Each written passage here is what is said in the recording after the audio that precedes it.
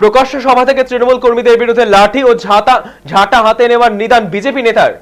বিতর্কিত মন্তব্যকে ঘিরে ব্যাপক শোরগোল মালদার রাজনৈতিক মহলে। মালদার বৈষ্ণবনগরের 16 মাইলে বিজেপির আয়োজিত এক জনসভা। সেখান থেকে মালদা দক্ষিণের সাংগঠনিক জেলার সহ সভাপতি তারক ঘোষ এমন কটাক্ষ করেন শাসক দলের বিরুদ্ধে।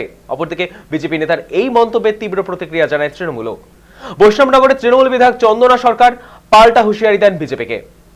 একদিকে বিতর্কিত মন্তব্য, অন্যদিকে পাল্টা হুঁশিয়ারি।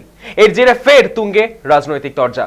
এখন দেখার বিষয় এই মন্তব্যকে কেন্দ্র করে রাজনৈতিক বিতর্ক কোন দিকে মোড় নেয়।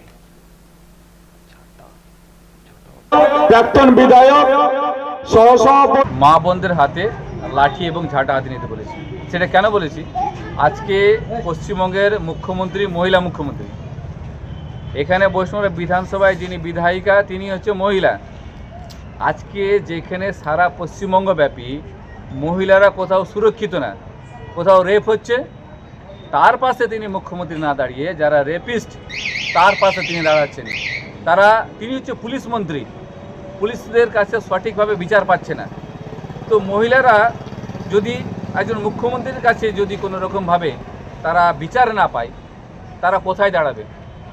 অতএব প্রত্যেক মা বোনদের হাতে লাঠি নিতে হবে, হাতে ঝাঁটা নিতে হবে, এবং যারা এই ধরনের অন্যায়কারী তাদেরকে এই ঝাঁটা পিটা করে এইখান থেকে তাড়াতে হবে। দেখুন, ওনার কোনো এলাকায় কোনো প্রভাব নেই। উনি কোনোদিন মানুষের সঙ্গে থাকেন না বা মানুষের সঙ্গে ছিলেন না। এখন হয়তো বিজেপির একটা টিকিট নেওয়ার চেষ্টা করছেন, ওই জন্য উল্টোপাল্টা কথা বলে একটা হাওয়া গরম করার চেষ্টা করছেন। যদি এই সমস্ত উল্টোপাল্টা কথা বলে বিজেপি থেকে টিকিট পাওয়া যায়, তো মাঠের ময়দানে আমরা থাকি। অতএব ভোট আসছে, মাঠের ময়দানে আমাদের লড়াই হবে। লড়াইয়ের ময়দানে আমরা দেখা যাবে কে হারে কে জেতে, কে কাকে ঝাঁটা দিয়ে পেটায়, লাঠি দিয়ে পেটায়, সেটা তো দেখা যাবে, সময় আসলে দেখা যাবে।